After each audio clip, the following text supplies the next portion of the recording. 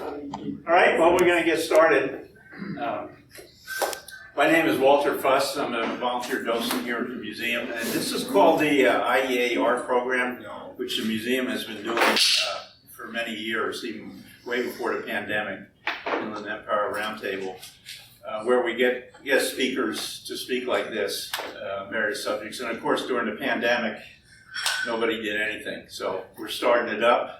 I'm glad to see a nice turnout for this, because that was one of our problems. And we'll be doing them, I think, every month, third Saturday in the future.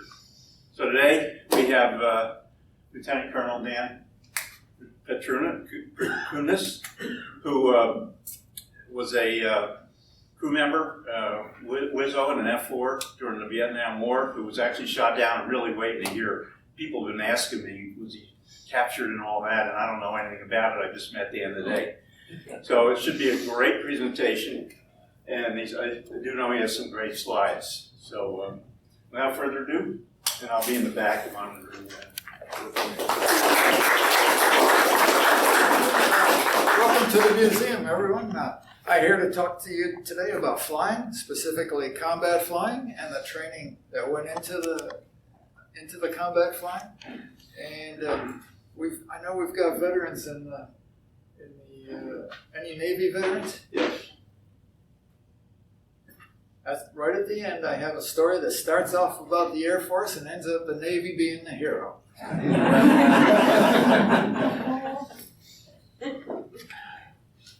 Yes, I used to be young. That was 50 years ago. It was 51 years ago. When service members leave the service, you get what we call I love myself display. This is mine at home, and about half of those medals are from Vietnam, and the other half for office duties after Vietnam. Wow. Here's the F-4 that I flew. Right there is the pilot's cockpit, and I was sitting a couple feet behind him.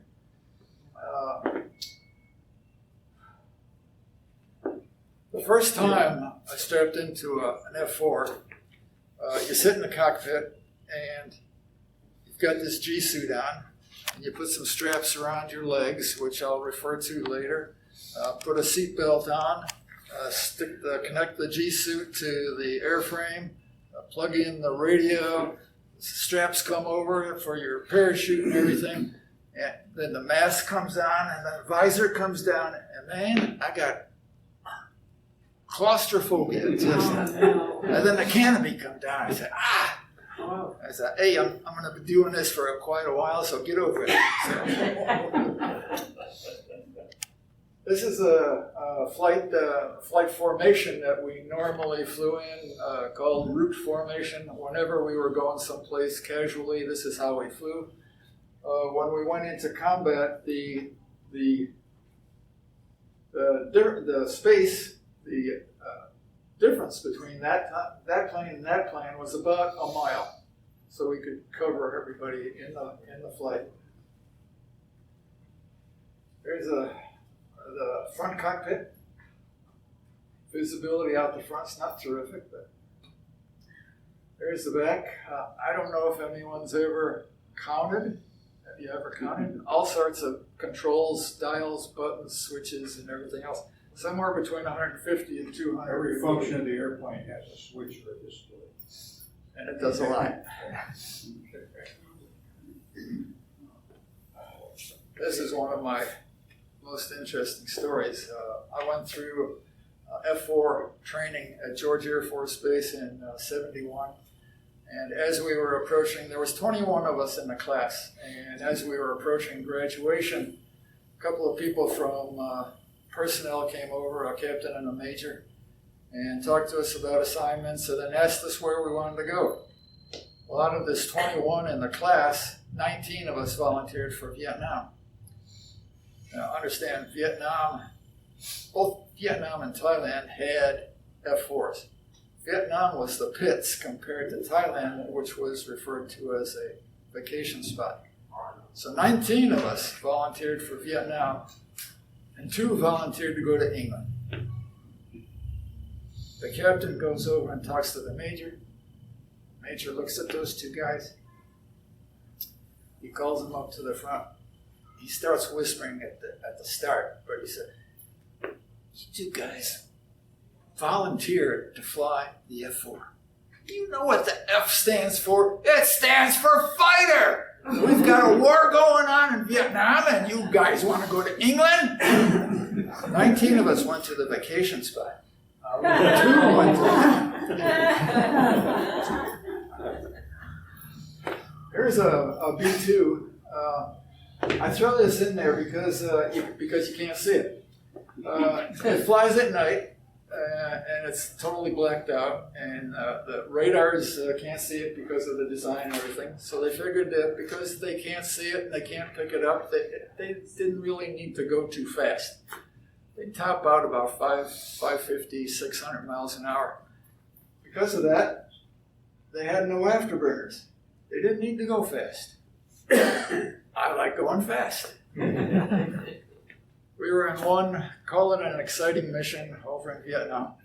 And we got to the point where the pilot he was dodging SAMs and AAA and everything. And when you're doing this, when you start maneuvering, you're losing airspeed. So you normally point the nose down, get some gravity working for you so you can hold your airspeed up. Gravity with the F-4, it goes like crazy.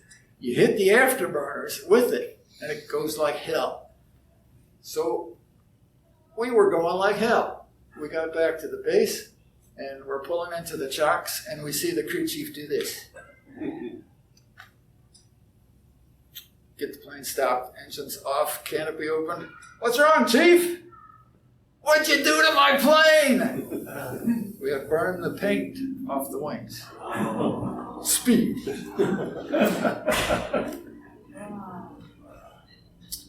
Before we went to Vietnam, we went through 3 different survival training schools. Basic survival up in Washington State, jungle survival in the Philippines, water survival down in Florida.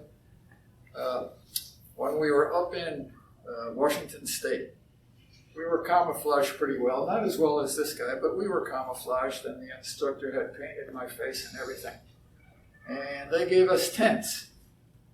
And they took us out in a bus into the woods and said, "Go set up your tent and camouflage it so we can't find it." So I did, and I really did a lousy job. And I'm standing 20 or 30 feet back from the tent looking at it, and I hear the instructor coming. So I just froze. I knew I was going to get chewed out. His footsteps come right along here, and he stops right there about 4 or 5 feet in front of me. He's looking at my tent. And then he starts doing this. He's looking for me. That camouflage works. Except when it doesn't. On this next slide, don't say anything, just raise your hand when you see it. Raise your hand when you see it. There's one in the back.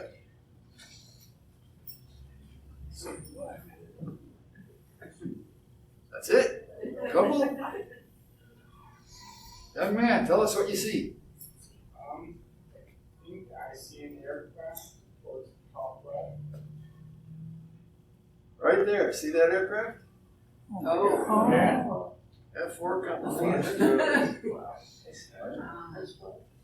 Camouflage usually works. Sometimes it doesn't. They took us to jungle survival in the Philippines. And here at the bus again, they take us out and they said, "Go get lost, and then we're going to find you." They hired the Filipino natives, the Negritos, to go out into the jungle and find all of us who were hiding. So I was thick into deep foliage and everything, and sitting and waiting, and then I hear the infamous footsteps again. And he comes right up, and he parts the foliage, and he smiles at me. He's got one tooth missing. He didn't speak English, so he's got a translation card. He points to number 3. He said, "I smelled your boots." The smell of the jungle and the smell of black shoe polish. Camouflage didn't work. Sometimes assets need to sit for years at a time without being used, and the maintenance and the support troops need to make sure that they're ready to go, even though they've been sitting there for a couple years unused. That happens to be an ejection seat. I'll tell you about that later. I oftentimes do these presentations to university ROTC students with ladies in the crowd looking for a future in the military. And here's an example. I believe these ladies are in the Navy flying F-18s or 14s, F-14s. This is a MiG-21 that the North Vietnamese flew, a Russian-made aircraft. Remember the formation, the 1 mile spread that we were flying? We were flying up in North Vietnam. And over the radio, we heard our call sign, "Brake left, brake left." And my pilot starts doing all the jigging and jagging and everything. We defeated the threat, whatever it was, went on to complete the mission. When we got back to our debriefing room, the back seater, a mile away, saw a puff of white smoke back behind our plane. And he looked a little bit farther and he saw a MiG-21. So either the North Vietnamese maintenance folks didn't set things right that caused the premature explosion, or there was a big hand that came out of the sky and said, "Not today. Take your pick."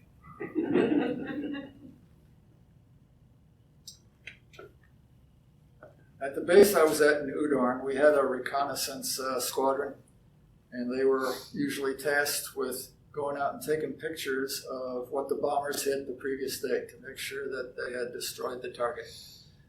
So they had a target package that they were supposed to go photograph, and they typically send 2 reconnaissance F-4s that simply had cameras and 2 fighter aircraft as escorts with them. So I was on this escort mission with them. One Sunday, quiet morning. We were going in low level. We were at treetop level, and what I'm typically doing as a backseater is I'm twisted around in the seat, covering, and then I twist around the other seat and cover the other planes and looking for threats and whatnot. So while I'm making the transition, I look out the front and all I see is trees.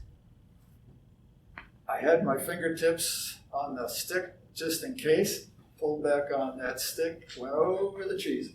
We wouldn't have hit the hill, but we would have gone through the trees on top of the hill. We went in and got the photographs, still very quiet Sunday morning, and we're in the debriefing room when Intel had already grabbed the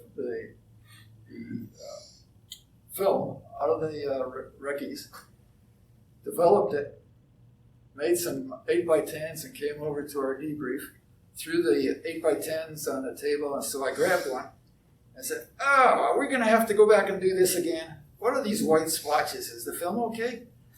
And Intel says, "Oh, those are muzzle flashes." They knew we were coming, they were ready for us, and they missed. Anybody know this guy? Yeah. Picard? Looks a little futuristic, doesn't it? Yeah. How about this one? There's a pilot inside that. That's the new F-35 helmet. In the F-4, you've got all your instrumentation in the cockpit. And if you're fighting someone, you have to look inside to see what your fuel is, your speed, perhaps, and whatnot. But you're not supposed to take your eyes off the enemy. So on the next generation, they put, like in an F-15, they put a lot of the critical flight information up on the windscreen, which was an improvement, but not if the bad guy was over here. So with this, it's virtual reality. They've put all the critical flight information on the inside of the visor. One helmet, $400,000. Oh, wow.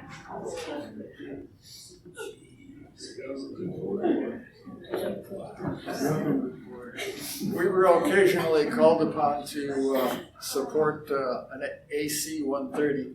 The 130's got the bullets coming out the side. They had artillery shells. They were able to shoot rockets and whatnot. And they typically fly at night, around 5,000 to 6,000 feet. They'd fly at night completely blacked out. We'd go up and rendezvous with them, completely blacked out. And the 130 pilot would say, go, and he says, put your bombs right where my sparkle is. And we'd watch those bullets hit the ground. Sometimes we'd get some secondaries and whatnot. And we'd put our bombs there and go home and never even see. He wouldn't see us, we'd never see him. They call that Puff the Magic Dragon. I believe that was That was AC-47 was the first one. That was 47. Oh. One of our most rewarding missions was support of the Army. And these guys were tired and thirsty and hungry and muddy, and people were shooting at them, and perhaps on the verge of getting overrun.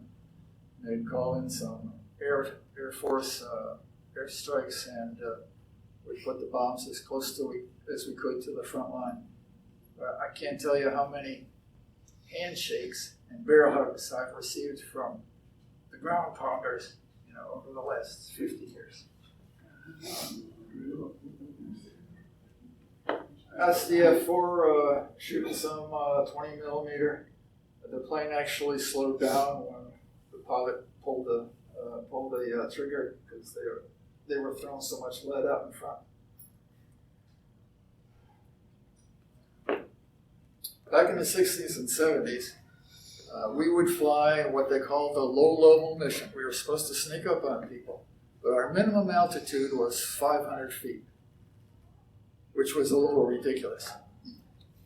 Picture a plane going by at 600 miles an hour at 30,000 feet, and he'd be moving like this. At 500 feet, we're more like this, still a sitting duck.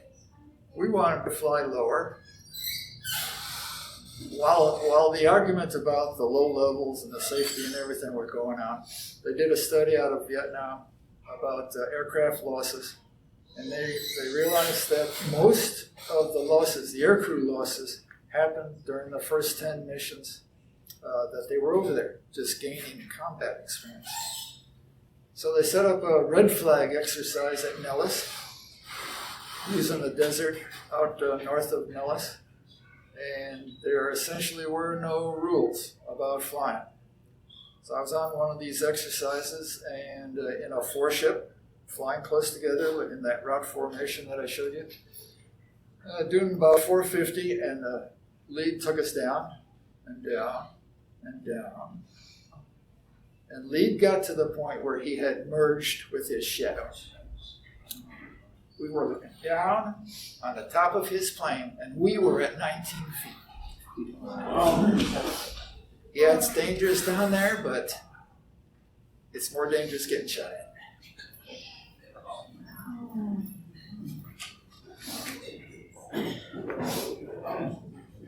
So when you're down really low, you got to be careful with a 15-foot wing when you go into a turn.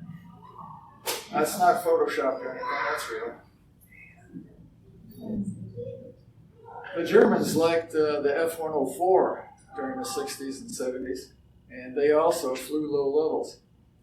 One of the guys was out by himself flying a low level, came up to a ridge line, rolled it over, pulled it down the other side, and they found pieces of him over the next mile or so. During the accident investigation, they went up to that ridge line and found the groove he had left in the top of the ridgeline with his wing. And you can see it. You can see it outside. There's a 104 sitting out there, and that wing is 9 feet long.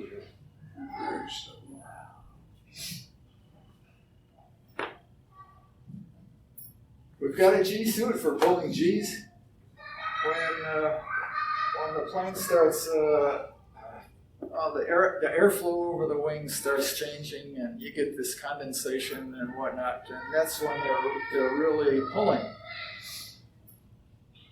And that's when this G-suit fills with air and squeezes the blood out of your calves and out of your thighs and your stomach, trying to keep the blood up in your head.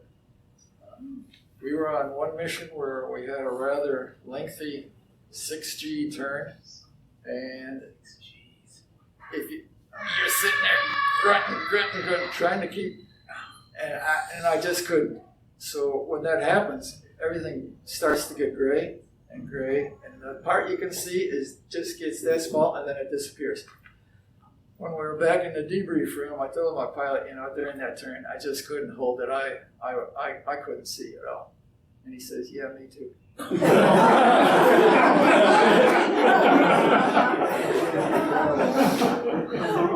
This guy, Maverick. It might have been Hollywood, or it might have been a modified F-18, but they showed him pulling 10 Gs.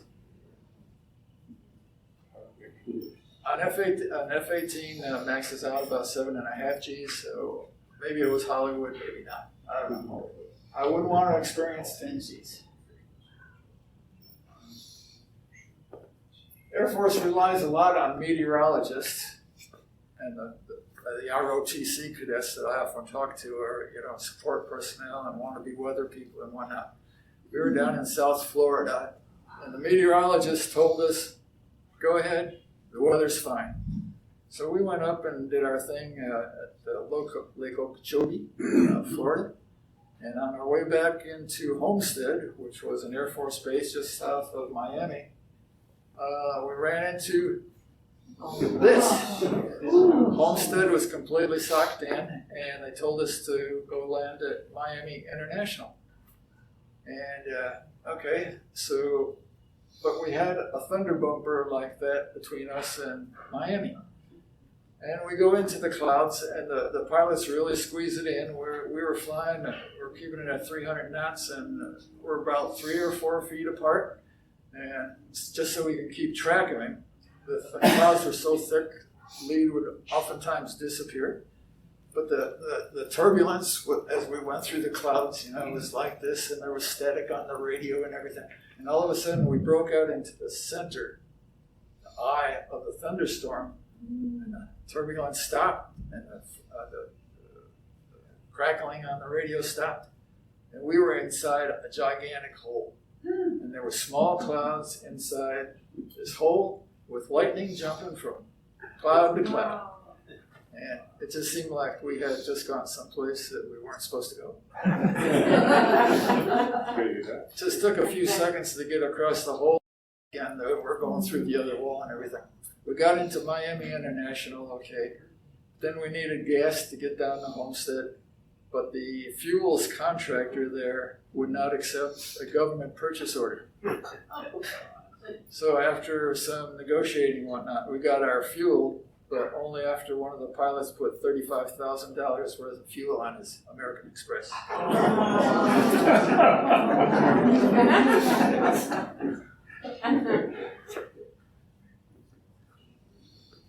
In around Christmas time frame in 72, you there over Christmas? No, got there January 7th. Nixon, President Nixon, was sending the B-52s up to Hanoi. And they were flying at night. So we were up there as escorts, keeping the MiGs away from the B-52s. And there were just two planes that were flying. And my pilot all of a sudden loses sight. We're all blacked out. And the pilot loses sight of the lead aircraft. So I divert my attention to looking for MiGs, and now we're looking for lead. And I spotted him. We were wings level in a slight climb, and I saw him up on the left side in a left-hand turn, and we were on a collision course. I had my fingertips on that stick. I pushed it down, and we went under him, and the flight continued. When we got back to the debrief room, one of the pilots looked at me and just smiled. I had saved 2 aircraft and 4 guys, and that was my reward. But I'll never forget that smile. Back to a B-52. Well, all this was going on. It was completely clear up above. It was undercast below. We could not see the town. But while I happened to be looking there, I saw this bright flash underneath the clouds with a surface-to-air missile coming up through the clouds. And it's going like this, and the fuel burns out, and it's completely black again. I lost sight of it. And the next thing that happened was the SAM exploded on the right side of the B-52, and I actually saw the wing fall away. Then everything goes black again until the wreckage hits the ground, and another explosion. I don't know if anybody got out. Okay, here's my last story. We were stationed here in Thailand, and the bombers had the previous day hit targets around Hanoi. So they sent up a couple of reconnaissance F-4s with a couple of fighters. I was in one of the fighters. And we flew from our base in Thailand across Laos and Vietnam into the Gulf. And we hooked up with a KC-135. Maybe there's one of these sitting out there. I don't know. And he took us as far north as he could, keep topping off the tanks, until we got up in this general area. And we were full of fuel then. And what we were going to do was we were going to go inbound this way until we were due north of Hanoi, and then make the run across Hanoi to get the pictures. This is what the North Vietnamese coast looked like in that general area. Of course, you didn't have the tourist boats there, but Hanoi was over on this side. So we stayed pretty low amongst all these hills, and going west. And the mountains that we were able to hide behind gradually got smaller and smaller, and then they had valleys between them. So as we went through some of those valleys, our indicators would light up. Hanoi was looking at us. They knew we were coming. They were ready. We got up due north of Hanoi, jettisoned the two external tanks. They were now empty. And turned southbound. The cameras in the F-4s at that in the early 70s and 60s, the focal length had to be set before takeoff. So Intel had set them for 9,000 feet, so we had to be right at 9,000 feet to make sure that the pictures were in focus. So as we turned south, made that corner, got rid of our external tanks, we hit the burners and started climbing. A little bit of what it looked like still on ingress. This is what they started shooting at us. Again, to defeat a surface-to-air missile, you're basically playing chicken with it. You watch it coming, and you see how short the wings on these things are. They're not very maneuverable. They go really fast, but they can't change. So you wait, and then you turn hard into them, point the nose down, and then they can't make the turn. We had to do that 6 times. They shot 6 SAMs at us coming from both directions. The rookies got their photographs at 9,000 feet. We went over the target at 900 miles an hour. As far as I was concerned, it wasn't fast enough. Then, let me go back a little bit. When we got south of town, they were still shooting at us. And we got down at treetop level, doing 600 knots. And I'm twisted around in a seat, and I see this big plume of smoke again. And the SAM comes up and actually does a 90-degree turn, and it's just paralleling the ground coming for us. I'm yelling at the pilot, lower, lower. Not really realizing we were already at treetop level. Pilot comes along at 600, comes to a ridge line, pulls it over and pulls it down. And while we were doing that, the missile exploded on a hillside next to us. Once more, treetop level, 600 knots, upside down. That's why I joined the Air Force. We were an afterburner the whole time, and if you picture a bucket full of water and you just turn it over, that's how fast the fuel was going into each of the engines. We went through a lot of, when we got south of town, they stopped shooting at us, but we knew we were low on fuel. We climbed up. We got about a mile behind the tanker, and both engines quit. We were out of fuel. So it was, I pulled the ejection handle. Remember the straps around my legs? They automatically, as you go up the rails, it automatically pulls your legs in so you don't get chopped off from the airframe or something. The drogue chute is up there. Pulls out the main chute, and then the main chute opens and is enough of a jerk it separates you from the seat. And the full parachute is open. Down below you, the jerk also deploys your the life raft. And they always told us in training to first thing you do is you check your lines and your canopy and everything. I wanted to see how close I was to land. I didn't want to be a POW. It wasn't more than, it seemed like 30 seconds or so that I was in the water, pulled the life raft over. I'm going through the survival kit that was in the life raft. Every once in a while, I could see my pilot about maybe a half a mile away, bobbing up and down in the water. But I didn't even finish going through the survival kit when I hear the Navy helicopter coming. Comes right to me. I didn't put out any signal or radio call or nothing. Comes right to me.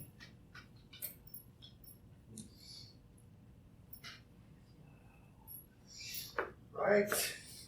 It's hard to see, but right there it says HC7, and that was the squadron that picked me up. Took me to the USS Midway, which is a museum down in San Diego. And they got us out of the helicopter, and everybody forward us, took us in. The first thing we did was we went to the doctor, the flight surgeon. I was black and blue from the bottom of my ribs to my elbows on both sides. I was 6'1" before the ejection. I was 6 foot after. My clothes still fit. I just tucked more shirt into my pants. Otherwise, both of us were okay. They fed us steak, took us up to the bridge. We met the captain, watched some carrier takeoffs. And a couple hours later, we were on a plane back to Thailand. And I was flying again the next day. Wow. That's the USS Midway in San Diego.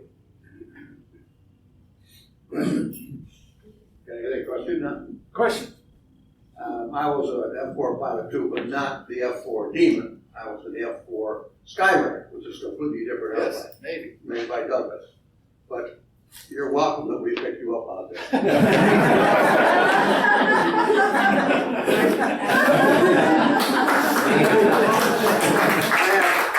I have one question which is of particular interest to me.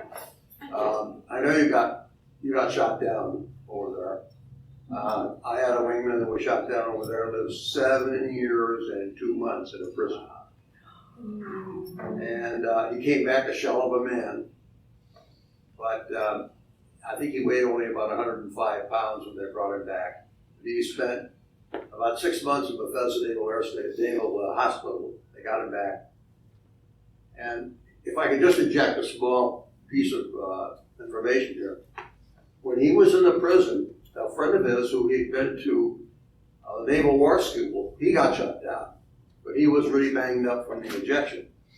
And Jim took it upon himself to nurse him, to try to get back to health. Unfortunately, he succumbed in the prison. But before he did, he made Jim promise that he would go back and tell his wife if he ever got repatriated what happened to him. Well, Jim did get repatriated, went to the Naval Hospital, got out of there, found out where this guy's wife lived, and went down there after, I guess, 2 years of rehab. He met her, and they married. Oh, I love that. We had a reunion in Seattle for 7 of our pilots, and he and his bride were there, and it's amazing. We asked him every question in the world after being incarcerated for 7 years. That's a pretty tough assignment. I think there were probably very few people in this room, and there were probably very few people in our squadron that have ever endured that. Jim was a one-of-a-kind guy, and it was interesting when we left. We all had asked him every question in the 4 days of reunions, but as we got ready to leave, he said, "There's one question that none of you have asked me yet." And we said, "Okay, Jim, tell us. What is the question we haven't asked you?" He says, "None of you have asked me if I'm bitter." So we all said, "Okay, Jim, are you bitter?" He says, "Not really.